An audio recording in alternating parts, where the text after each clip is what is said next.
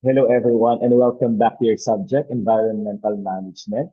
This is still your professor, Mr. Trip Anthony A. Ramos, and for this session, we will be talking about population. All right, so as we start this discussion, here are your learning objectives for the session. So after the discussion, you must be able to identify the pros and cons of population growth. You must be able to understand how environmental situations influence the density, and allocation patterns in relation to the magnitude of a population. We must be able to rationalize how overpopulation puts compelling pressure on the planet's limited resources and increase consciousness of environmental impacts brought about by rapid population growth. And of course, you must be able to distinguish and analyze various competing interests between population growth and sustainability of resources. So, with those learning objectives, it's first important to define what is population growth. Kasi nga, syempre, whenever we're talking about the environment, population is always being tagged, no, na may kinlaman dito sa ating, dito sa ating pong usapin ng kalikasan and environment. So, population growth is defined as the increase in the number of people that reside in a country, state or city. So, kaya sa sinabihan ng growth, hindi ba? Dahil sa sitwasyon na kung saan merong merong population, and then if makikita natin yung trend na parang dumarami yung mga tao, then there will be population growth. So, bakit ito mahalagang mapag-usapan? So, it's simply because, syempre, alam naman natin that whenever there is more people, it will also mean more forests, forests removed. Ano ibig sabihin nun? Ibig sabihin nun, syempre habang dumarami ang tao, mas kinakailangan natin ng lugar kung saan titira. Kaya nga kung mapapansin niyo, maraming mga kagubatan ang tila ang tila kino-convert into into subdivisions, for residential use. So, syempre, habang dumarami ang population, habang dumarami ang mga tao sa mundo, mas maraming kakailanganin matanggal daw na ng mga resources at isa doon ay yung forest, no? So, with that, ayun, most likely, isa siya sa magiging epekto kapag mas maraming tao. Pangalawa, if there are more people, there are also more resources that will be consumed. Siyempre, habang maraming bibig ang nangangailangan ng pagkain, siyempre mas mas dapat mag-effort pa yung ating pong mga institutions gaya ng government to provide us the things that we need. So, yun nga lang, siyempre, alam naman natin na ang mga resources ay hindi naman ito lahat ay infinite. Ibig sabihin, merong possibility na maubos siya. So, kung gano'n ang sitwasyon, maaaring magkaroon ng problema later on. And of course, if there are more people, there will also be more pollution. Kasi whether we admit it or not, meron tayong mga byproducts sa ating mga activities. And when I say byproducts, yung mga hindi na natin kinakailangan, nagiging dumi siya. So kapag nangyari yun, habang dumarami ang tao, siyempre mas darami rin ang pollution sa ating lugar. So that is the concept of population growth. Now, during February 6, 2018, it has been said that the Filipinos are actually 105,875,000 and 976. Pero people, take note ha, if whenever we're talking about whenever we're talking about this population of the Filipinos, kasi the book that we are using, 2018 pa yun na nakuha na na record. Pero kung mapapansin niyo ngayon, mas marami pa, 'di ba? Actually nung nagkaroon ng study pagdating sa population ng Pilipinas nung last year, nasa 115 million na, napapuntang 116 million. So, makikita ninyo na talagang marami ng Pilipino rito sa Pilipinas, no? So, with that, umuusbong po yung ating population. So now, syempre, pag-usapan natin, ano bang epekto nito, no? Or may mahalaga bang impact yung pagkakaroon ng yung pagkakaroon ng mas mataas na population. So, syempre, we will be discussing this sa dalawang kapamaraanan. Titingnan natin yung mga positive effect. Kagaya na nakikita ninyo ngayon, nakikita ninyo dyan that whenever we're talking about the positive effects, Ito yun, no, defense, increase in labor market, at saka yung large market. Pero you will also notice that hindi lang ano no positive ang maging epekto nito. There is also a possibility na magkaroon ka ng negative effects, no? So pag-usapan natin 'yan isa-isa. So syempre, whenever we're talking about the positive effects of population growth, una diyan, syempre in terms of defense. So whenever that there is large population in a given country, you will notice that there's a possibility na mag-raise no na mas sufficient na number of citizens na magiging ano na magiging pananggalang natin pagdating ng giyera or kahit anong ano no struggle. So syempre, habang mas maraming tao, makikita natin yung kahalagahan ng pwede silang maging reserva, no? So with that, syempre, we can use those persons as ano no part of our defense. Second, no, whenever we're talking about population growth, there is also a possibility in increase in labor market. So syempre people, habang nagiging ano no, habang dumarami rin yung population, ano ba mangyayari dito sa mga ano no, sa mga isinisilang na mga tao? Siyempre later on, ayan no, magiging ano sila, no, magiging asset sila whenever they will already be ano no, entering the labor force, no? So sila ang tawag dito, sila ang magpo-provide ng serbisyo no, sa pamamagitan po ng kanila pong mga trabaho. And lastly, ay yung tatawag po natin na large market. So increasing population, it would actually necessitate more demand for goods and services, thereby requiring more supply of such commodities. So, syempre, habang dumarami ang population, may demand for the goods at services. O, paano mo matutugunan yung demand sa services na yun? Ganun din, sa population din natin kukunin. So, these are some of the positive effects of population growth. Pero take note people this is not guaranteed. Kaya nga ang daming mga bagay ang ginagawa pa ng most especially ng government in order for us to utilize no at saka maayos nating makuha yung mga ninanais na tong population growth. Okay? Next.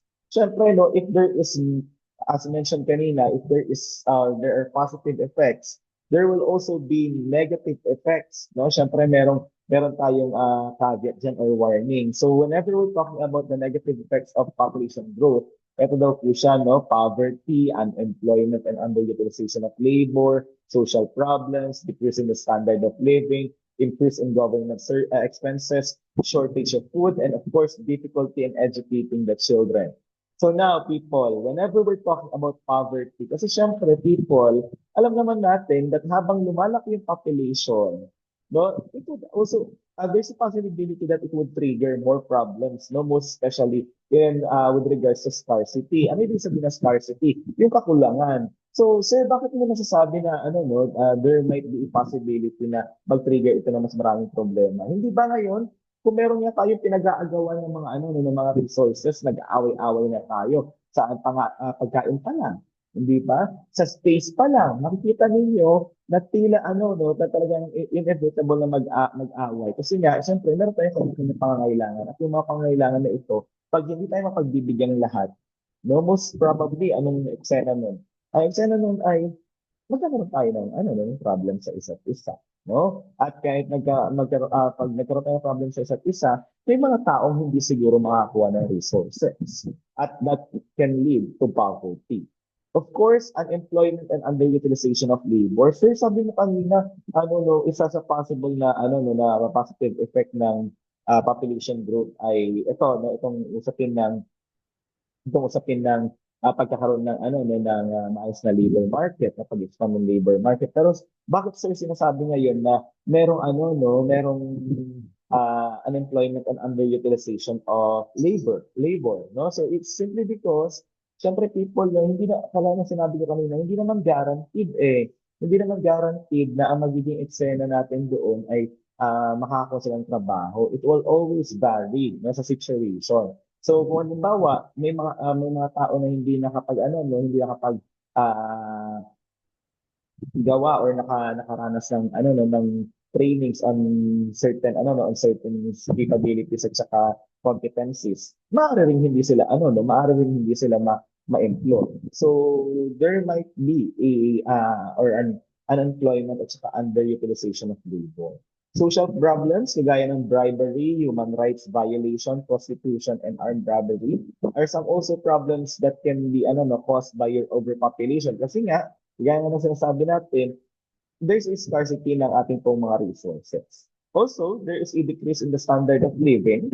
No, syempre the demand for basic necessities and essential commodities become highly competitive, and those who can afford are in better shape, bridging a wide gap and a fall in the standard of living, no, for those who are deprived and underprivileged. Kaya nga mapapansin niyo rin people, di ba, ngayon, kapag ano no, kapag habang dumarami ang ating pong population, most probably, ayan ano, syempre yung standard of living ay hindi rin po ganun, ano no, hindi ganun natututupan. So, kasi marami nga ang nag-happy-happy. Also, there is there will be an increase in government expenses. Kasi syempre, habang dumarami ang tao, mas marami pang ano, no, mas marami po ring ano, no, taong o individual na paglilingkuran. So, public expenditure will also be ano, no, expected to rise, of course. And also, yung shortage of food. No, this is quite similar din sa binabanggit natin kanina na mga resources because your food is also a form of a resource. Okay? And of course, difficulty in educating the children. So people, syempre, kung mapapansin niyo, no, kung ang isang tao ay mahirap, at kinakailangan niyang magtrabaho para sila ay mabuhay. Kahit na pilitin mo yung mag-aral, mga kapatid, syempre uunahin ng mga tao na makasurvive. At hindi natin sila masisisi with that regard. No? So, ayan. Syempre, if habang dumarami ang no, ang population natin at dumarami ang mahihirap, syempre magkakaroon tayo ng difficulty in educating our children. Kasi yung kahirapan, no, isa yan sa mga problema na kailangan masolusyonan. Most especially kung lumalaki yung population. All right, of course, no, these are some of the strategies on how you will lessen population growth. So, syempre, no, maintain human population to numbers that are sustainable para mabigay natin talaga yung serbisyo na kailangan nila, no? Also, provide universal access to family planning, such as your safe and effective contraceptive options for both sexes. Kasi syempre, people, hindi rin naman natin, ano, no, hindi rin naman natin masisisi yung mga mag-aasawa, no, na syempre if they will be if they will be engaging into marital acts such will actually na kagaya ng pinag-usapan natin ng pagkukonsiga ng bata, syempre dapat natin na-educate ang lahat. Ayan dapat na-educate natin dapat ang lahat so that they will be they will be able to really plan their family kung kaya ba nila na solusyon na bigyan ng ng pagkain, no, ng anything yung kanila pong mga kanilang yung kanila pong mga anak. Siyempre habang hindi alam ng tao kung paano ang tamang family planning, magkakaroon din ng problema. Also, empowering women economically, socially, and legally in a manner that results in both of them having an equal say in decisions with respect to raising a family. Diba? Kaya nga kung mapapansin ninyo, mas mahirap kung isa lang kasi kung isa lang ang nagdedesisyon, nagtatrabaho o nagiging breadwinner. Kasi nga, syempre, habang humihirap ang buhay kapag mag-isa lang, baka hindi na kayan, lalo-lalo ng budget.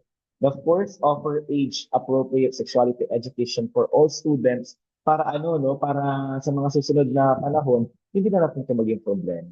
Incorporate topics on population, environment, and development into school programs at various stages and include information about future implications kagaya ng ginagawa natin ngayon. No? That's the reason kung bakit nanonood kayo ngayon.